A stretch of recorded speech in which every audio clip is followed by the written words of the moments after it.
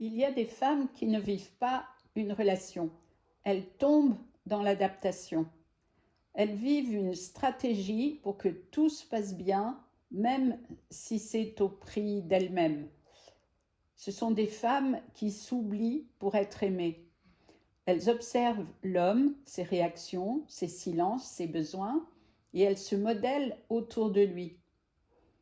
Elles deviennent faciles ou compréhensives ou tolérantes, pas forcément par bonté, plutôt par peur. Elles ont peur, en effet, des réactions violentes ou ombrageuses d'un homme au comportement toxique qui les manipule par des cris ou par des silences. Elles peuvent aussi avoir peur d'être quittées. De fait, elles ont peur de déranger et peur de le perdre. Peur de ne pas être choisies. Elles ignorent que dans cette soumission, elles ont plus à perdre qu'à gagner et elles se rétrécissent. Elles parlent moins, elles ne demandent rien, elles existent moins. En fait, elles confondent amour et adaptation, sécurité et fusion, connexion et disparition. Comme si se connecter à l'autre, c'était devenir l'autre. Non, pas du tout.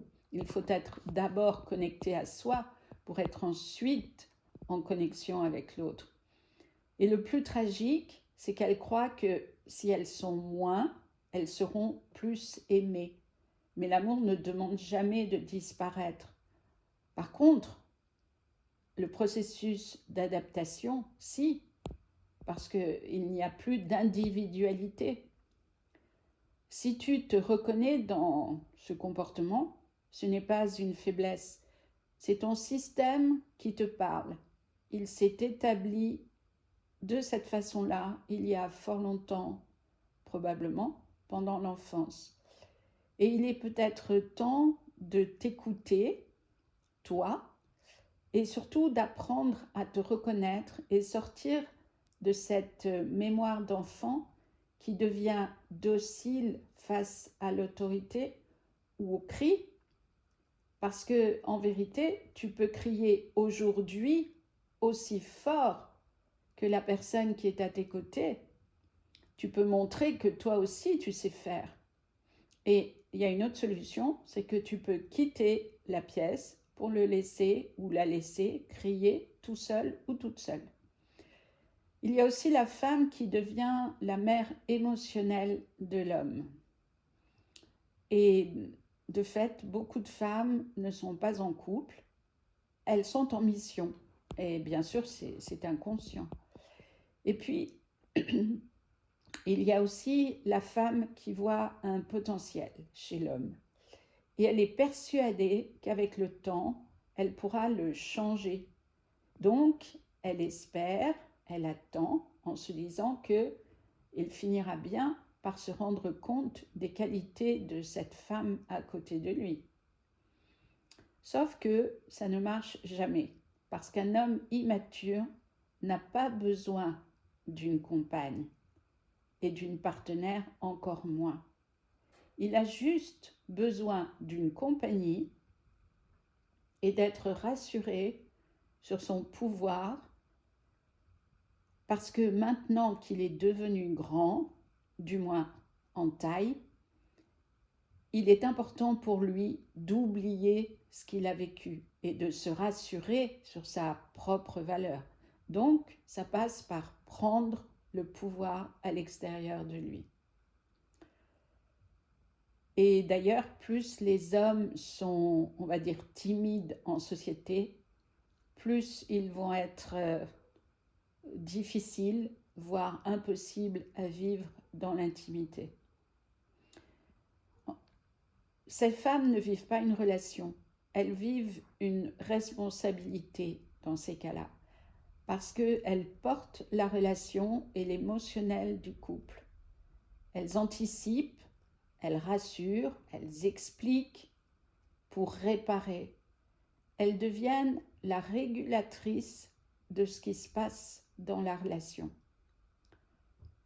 Elles sentent quand l'homme va mal, alors elles absorbent, elles compensent et elles s'ajustent se sentant responsables, croyant qu'elles ont fait quelque chose de mal.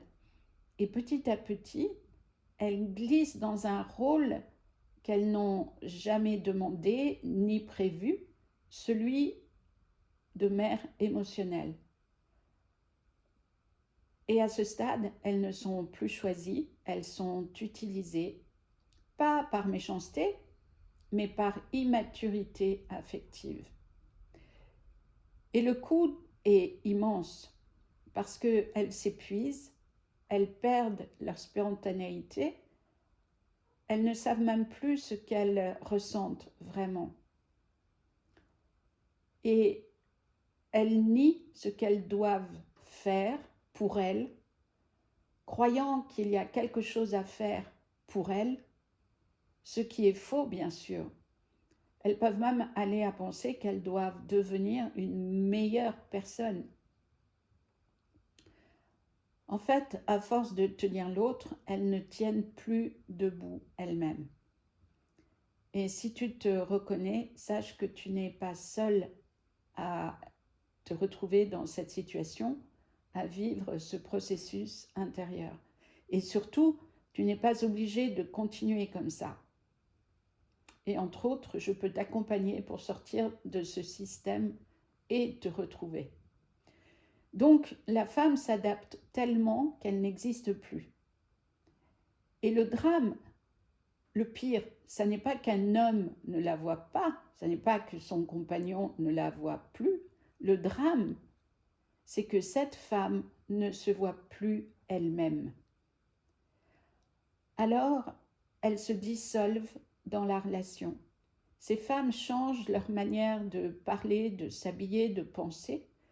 Elles minimisent leurs désirs, allant même jusqu'à penser que si elles n'avaient plus de désirs, peut-être que ça se passerait mieux, n'est-ce pas? En fait, elles deviennent une version d'elles-mêmes afin de déranger le moins possible. Elles deviennent la plus petite, voire invisible version d'elles-mêmes. Elles pensent que si elles sont douces, calmes, simples, disponibles, alors elles seront aimées. Mais ce faisant, plus elles s'adaptent, moins elles sont vues. Plus elles disparaissent, moins elles sont choisies. Et ce qui est normal, puisque dans l'énergie, la vie nous renvoie toujours ce que nous sommes à l'intérieur de nous, ce que nous émettons sur un plan vibratoire. Donc si je ne compte pas pour moi, si je ne me vois pas, forcément, je ne compte pas pour les autres et les autres ne me voient pas. C'est cohérent. Cependant, un jour, forcément, le corps parle, la colère remonte, la tristesse s'ouvre et le manque de vérité vis-à-vis d'elle-même, de l'autre, de la relation, devient insupportable.